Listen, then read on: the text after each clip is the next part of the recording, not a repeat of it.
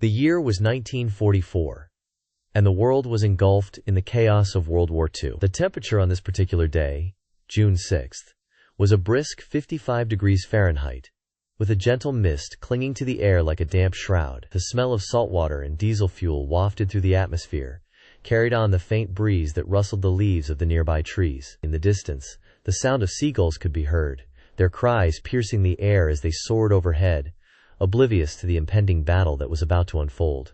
On the horizon, a fleet of Allied ships, comprising of American, British, and Canadian vessels, stretched out as far as the eye could see. The ships, a mix of destroyers, cruisers, and landing craft, were arrayed in a complex pattern, their wakes cutting through the choppy waters of the English Channel like a series of arrows pointing towards the shore. The sun was slowly rising, casting a golden glow over the scene, illuminating the rows of ships and the tiny figures of soldiers and sailors scurrying about on deck.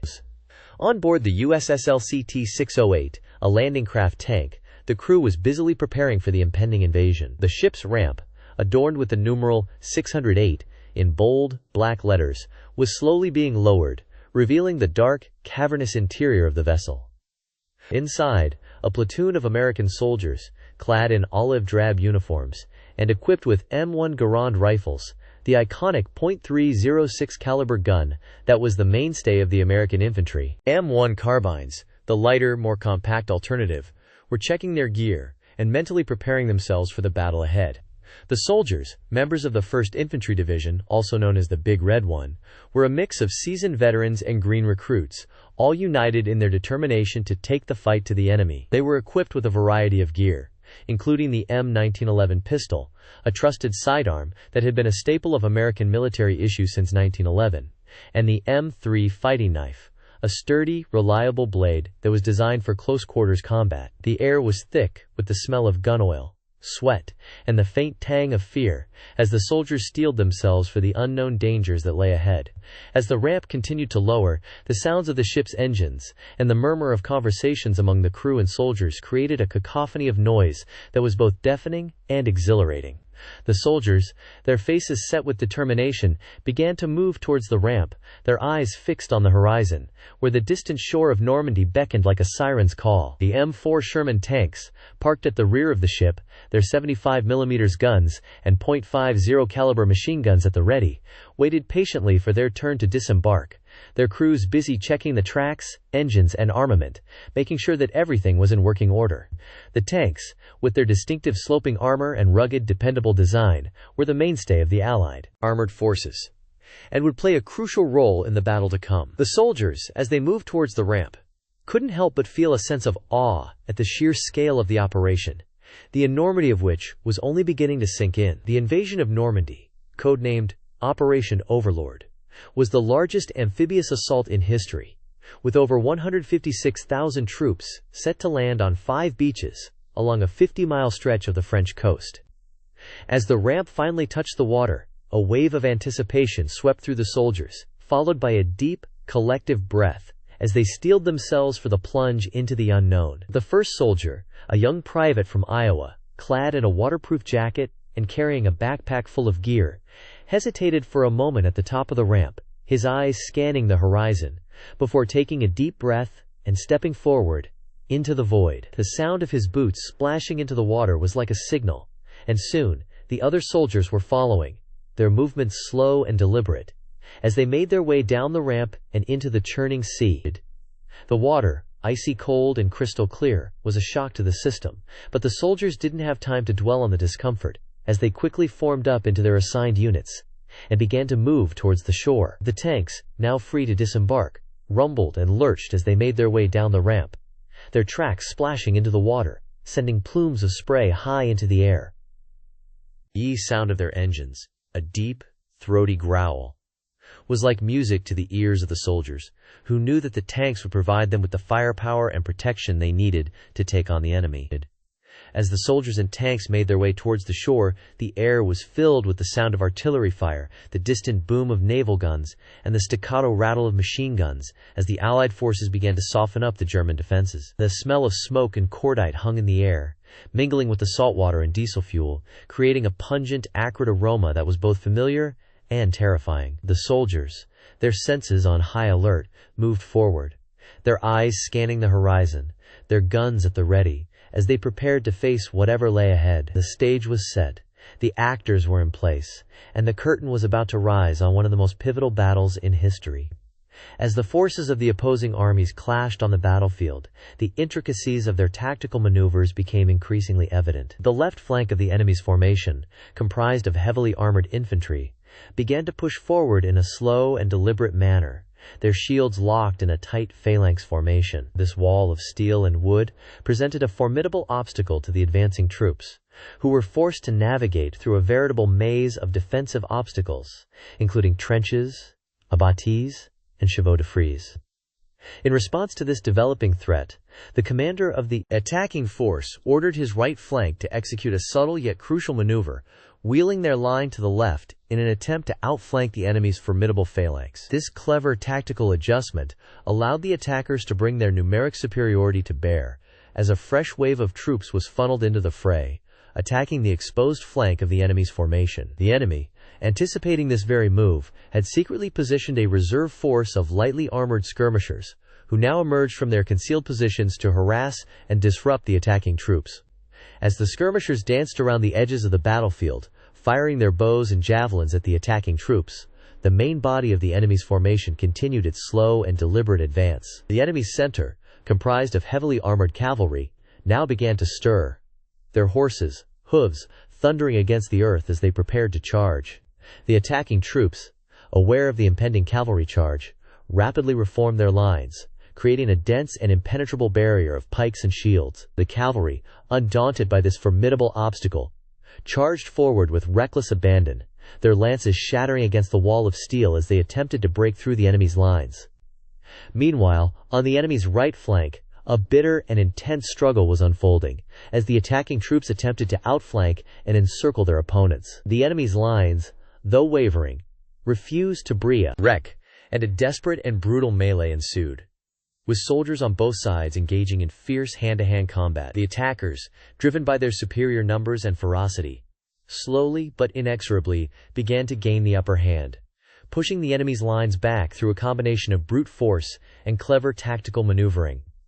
As the battle raged on, the enemy's commander, aware of the growing threat to his right flank, dispatched a trusted messenger to hasten the arrival of his reserve forces, which had been stationed at a safe distance from the battlefield. The messenger, navigating through the chaos and confusion of the fray, finally reached the reserve forces and conveyed the commander's urgent instructions, whereupon the reserve troops rapidly formed up and marched towards the battlefield, their arrival imminent and eagerly anticipated by the hard-pressed enemy troops. The attackers, meanwhile, continued to press their advantage, their lines surging forward in a relentless and merciless onslaught. The enemy's formations, though badly battered and bruised, still refused to yield, and a series of fierce and desperate counterattacks were launched in a last-ditch attempt to stem the tide of the battle. The attackers, however, remained resolute and unyielding, their superior numbers and tactical cohesion ultimately proving too great for the enemy to withstand. As the enemy's lines finally began to break and disintegrate, the attackers surged forward in a triumphant and jubilant cry, their victory all but assured. The victorious troops, their arms raised in triumph and exhaustion, now began the laborious and gruesome task of consolidating their gains, tending to their wounded, and dispatching their defeated foes. The aftermath of the battle was a scene of utter devastation, the once pristine landscape now scarred and disfigured by the ravages of war. The air was thick with the stench of death and destruction, and the cries of the wounded and the dying mingled with the triumphant shouts of the victors, creating a haunting and unforgettable tableau that would remain etched in the memories of all who had witnessed the carnage. In the midst of this chaotic and nightmarish scene, the commander of the victorious force, surveying the wreckage of the enemy's formations, couldn't help but feel a deep sense of pride and satisfaction at the bravery and tenacity of his troops. The battle had been won, but at great cost, and the true extent of the carnage would only become apparent in the days and weeks that followed. For now, however, the victors could bask in the glory of their triumph, their names etched forever in the annals of history, as the heroes of a battle that would be remembered for generations to come. As the victorious troops began the slow and arduous process of regrouping and reorganizing, the enemy's defeated commander, surveying the wreckage of his shattered army, couldn't help but feel a deep sense of regret and despair. The battle had been lost. and with it the hopes and dreams of his people had been crushed. The road ahead would be long and difficult, and the defeated commander knew that he faced a daunting and uncertain future as he struggled to come to terms with the magnitude of his defeat. The battle may have been won, but the war was far from over. The victorious troops, though jubilant and triumphant, knew that they faced many more challenges and battles in the days and weeks that lay ahead. The enemy, though defeated, would not go quietly into the night, and the victors could expect fierce and determined resistance as they pushed deeper into the heart of the enemy's territory. The true test of their mettle was only just beginning, and the victorious troops steeled themselves for the trials and tribulations that lay ahead, knowing that their bravery and resolve would be tested to the very limit. As the mechanized infantry battalion advanced through the densely forested terrain, the sounds of artillery fire and small arms grew louder, piercing the air with a cacophony of chaos. The M2 Bradley fighting vehicles, with their 25mm M242 Bushmaster chain guns, led the charge, spewing forth a hail of armor-piercing rounds that shredded the underbrush and sent splintered tree trunks crashing to the ground. The vehicles' tracks churned up the earth, sending geysers of mud and debris flying in all directions as they pushed forward, their crews scanning the surroundings for any sign of enemy activity.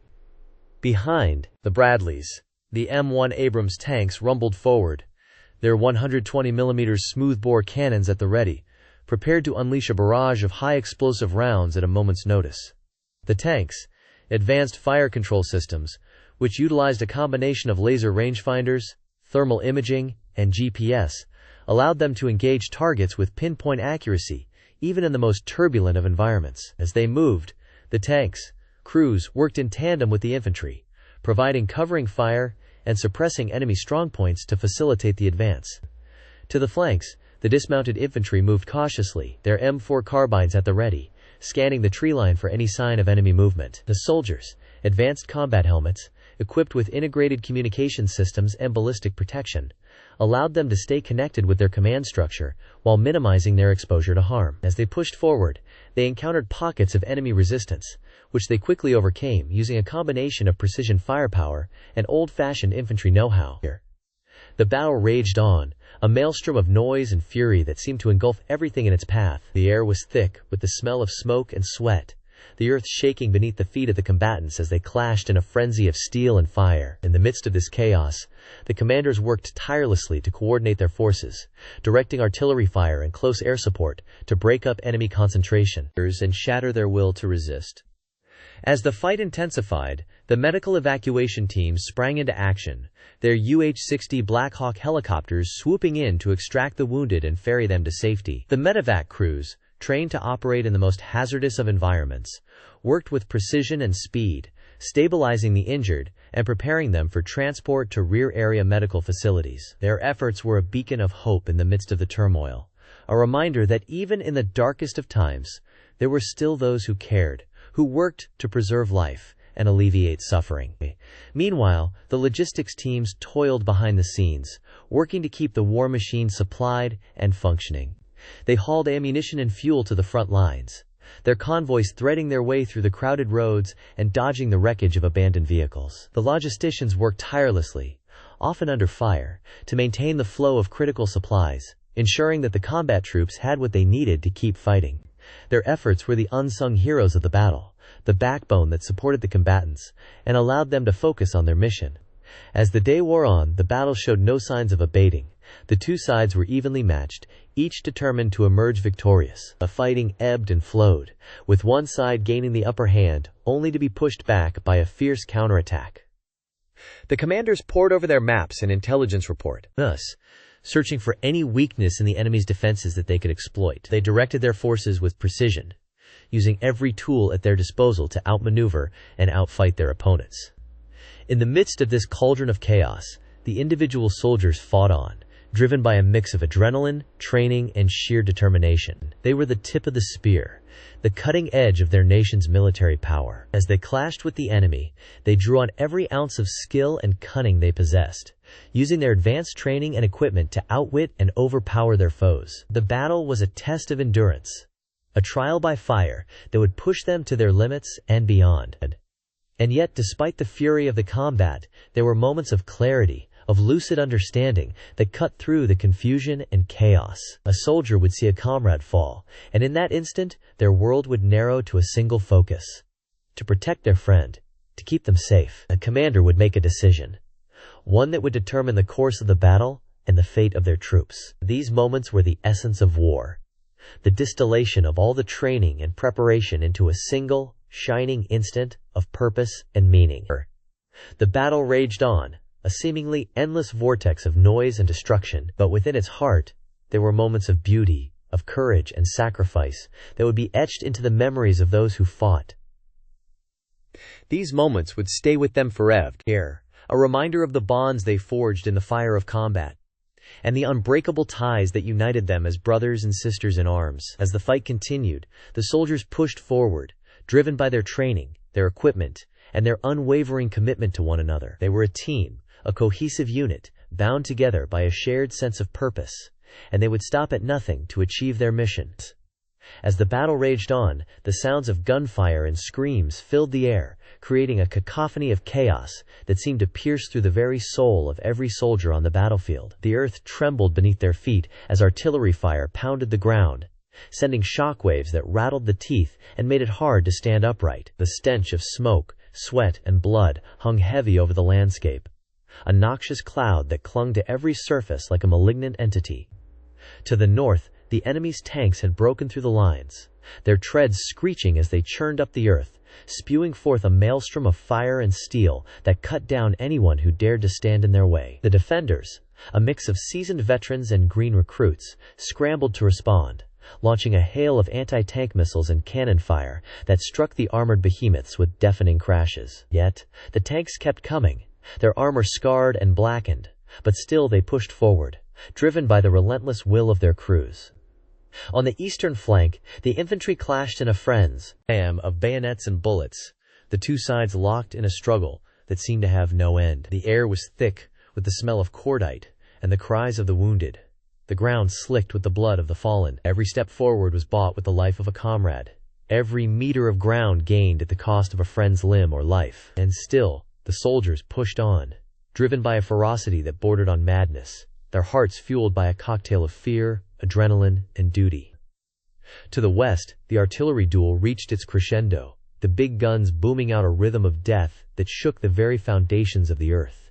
The shells whistled through the air, their trajectories marked by wispy trails of smoke that seemed to hang suspended in the air, as if mocking the very notion of gravity. The defenders, guns, a mix of vintage howitzers and modern self-propelled cannons, spat out a deadly rain of high-explosive shells that struck the enemy's positions with unerring accuracy, sending geysers of dirt and debris high into the air. In the midst of this maelstrom, a small band of soldiers found themselves cut off from the rest of their unit, surrounded by the enemy on all sides. They huddled together, their faces set in grim determination as they prepared to make a last stand against overwhelming odds. Their leader, a grizzled sergeant with a face like worn leather, glanced around at his comrades, his eyes locking onto each of theirs in a silent understanding. They knew what was coming, and they steeled themselves for the impact, their hearts heavy with the knowledge that they might not survive the next few minutes. The enemy closed in, their movements cautious, as if they sensed the desperation that drove the surrounded soldiers. The sergeant's team waited, their guns at the ready, their fingers tightening around the triggers as the enemy drew nearer. And then, in a burst of fury, the sergeant's team unleashed a withering blast of gunfire, their bullets ripping into the enemy ranks with deadly precision. The enemy returned fire, their shots whistling past the sergeant's team, striking the ground with loud thuds that sent shrapnel flying in all directions. The sergeant's team held their ground, firing and firing, their guns roaring out a deadly rhythm that seemed to shake the very foundations of the earth. But the enemy was too strong, their numbers too great. And slowly, inexorably, they began to push the sergeant's team back. The soldiers fought with every ounce of strength they possessed, their bodies screaming in protest as they absorbed the punishment, their minds numbed with the knowledge that they were running out of time. In a desperate bid to turn the tide, the sergeant grabbed a nearby grenade, its cool metal a comforting weight in his hand. He pulled the pin, the spoon flying off with a soft clink, and then, with a swift motion, he lobbed the grenade into the enemy's midst. The explosion was instantaneous, a blinding flash of light that seemed to freeze time itself. The enemy's advance faltered, their ranks broken, as the sergeant's team seized the opportunity to launch a fierce counterattack. The battle raged on, the outcome hanging precariously in the balance, as the soldiers on both sides clashed in a frenzy of bullets and bayonets. The sergeant's team fought with every ounce of strength they possessed, their hearts fueled by a desperate desire to survive, to emerge victorious from the carnage that surrounded them. And yet, despite their bravery, despite their sacrifice, the enemy seemed endless, their numbers inexhaustible, as if they were a Hydra-like monster that could not be killed. The sergeant's team began to falter, their energy waning, their bodies battered and bruised. The enemy sensed their weakness, and with a triumphant cry, they launched a final, decisive assault. The sergeant's team stood firm, their guns blazing, their hearts heavy with the knowledge that they were about to make the ultimate sacrifice. And then, in a burst of fury, the enemy overwhelmed them, their numbers too great, their firepower too strong. The sergeant's team disappeared in a maelstrom of blood and steel, their bodies broken, their spirits shattered.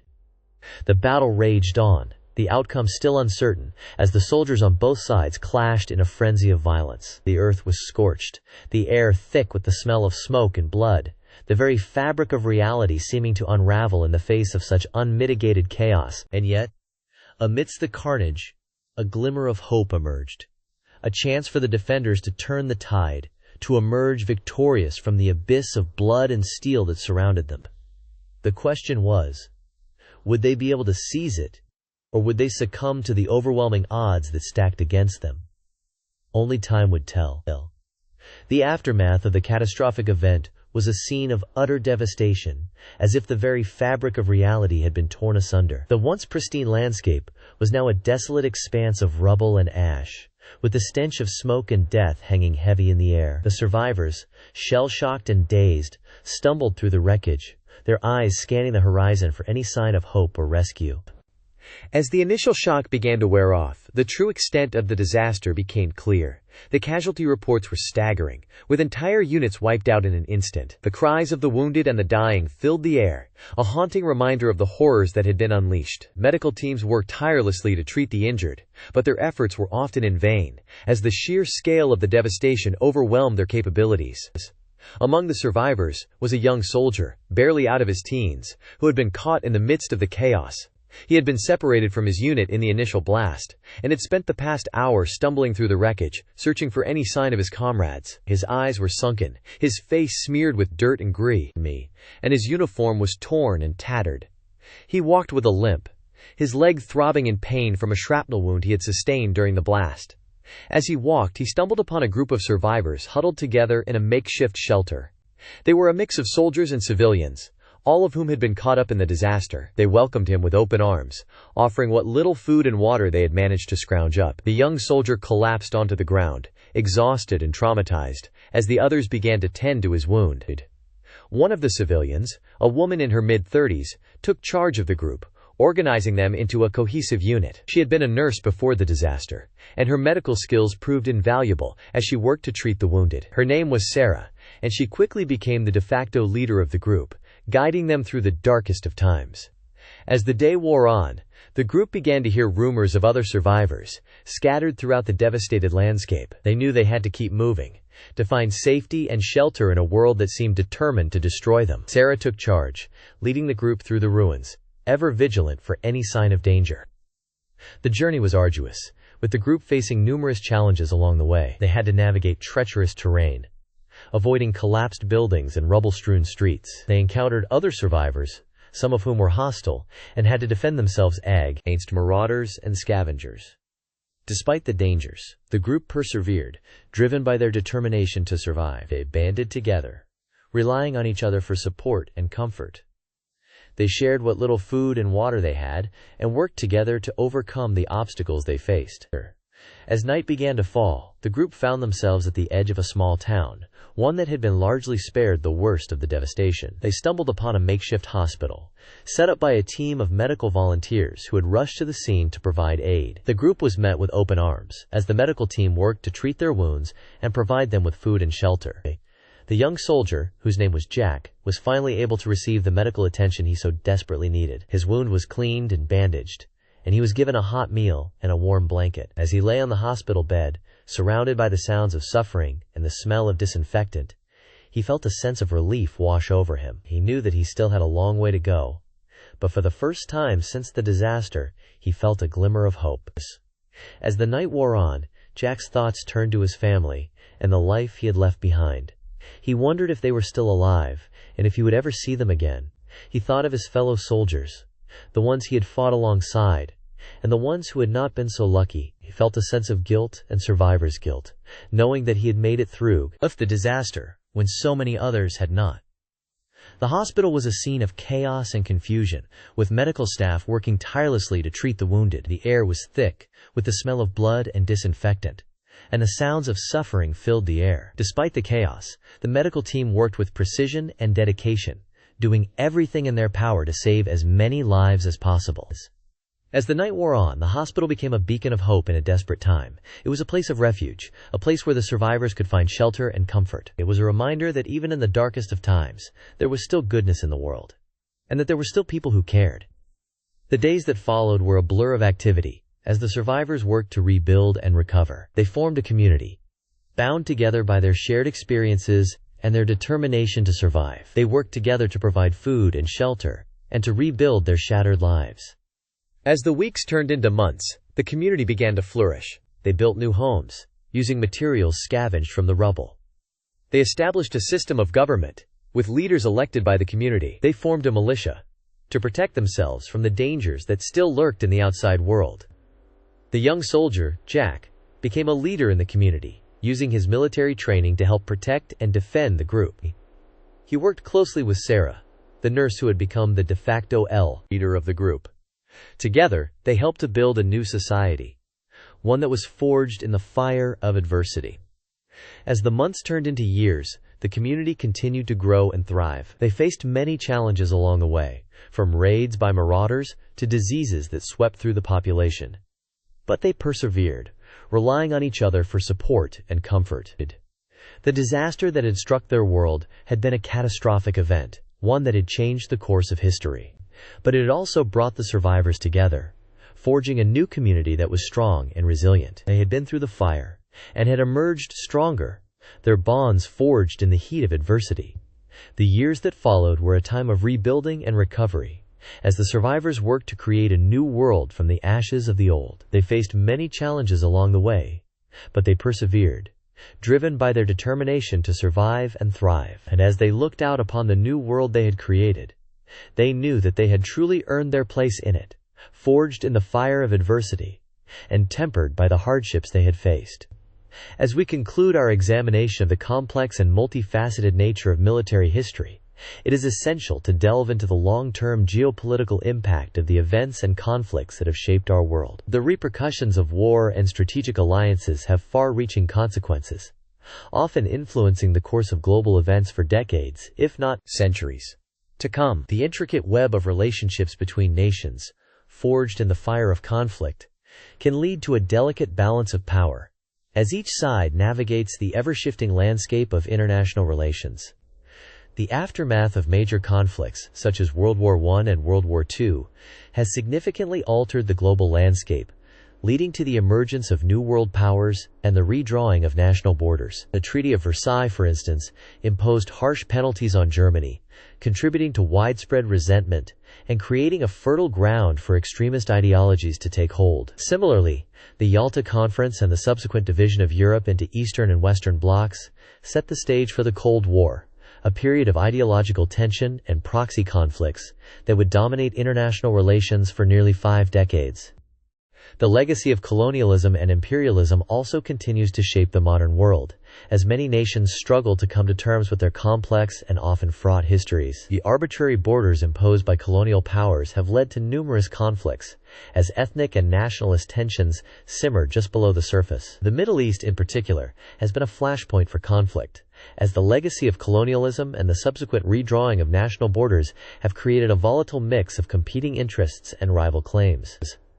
In addition to these broader geopolitical trends, it is also important to consider the human costs of conflict and the long-term impact on individuals and communities. The trauma and displacement caused by war can have a lasting impact on generations, as families and communities struggle to rebuild and come to terms with their experiences. The importance of providing support and assistance to those affected by conflict cannot be overstated, as it is essential to promoting healing, reconciliation, and lasting peace. As we reflect on the complex and often fraught nature of military history, it is clear that the study of conflict and strategy is essential to understanding the modern world. By examining the successes and failures of past leaders and nations, we can gain valuable insights into the complexities of international relations and the challenges of promoting peace and stability in a rapidly changing world. Ultimately, the study of military history serves as a reminder of the importance of diplomacy, cooperation, and dialogue in preventing conflict and promoting a more just and peaceful world. As we conclude this series, we are left with a profound sense of the complexity and nuance of human conflict and the enduring impact that it has on our world. The legacy of war and strategic alliances continues to shape our global landscape, influencing the course of events in ways both seen and unseen. And so, as we move forward into an increasingly uncertain future, it is essential that we remain mindful of the lessons of the past and strive to create a world in which conflict is a rare and unfortunate exception, rather than a common and accepted fact of life. In the words of the ancient Greek philosopher Heraclitus, "War is the father of all and the king of all, and some he has made gods and some men, some bond and some free." As we consider the profound impact of conflict on our world, we are reminded of the enduring power of this statement, and the importance of working towards a future in which the devastating effects of war are a distant memory, rather than a lived reality. As you have joined me on this journey through the complexities of military history, I invite you to subscribe to our channel, where we will continue to explore the fascinating and often misunderstood world of warfare and strategy. Together, we can work towards a deeper understanding of the past and a more nuanced appreciation of the complexities of the present. By subscribing, you will gain access to a wide range of content, including in-depth analyses of historical conflicts, strategic think pieces, and insightful interviews with leading experts in the field. Join us as we delve into the intricacies of military history and explore the ways in which the legacy of conflict continues to shape our world today.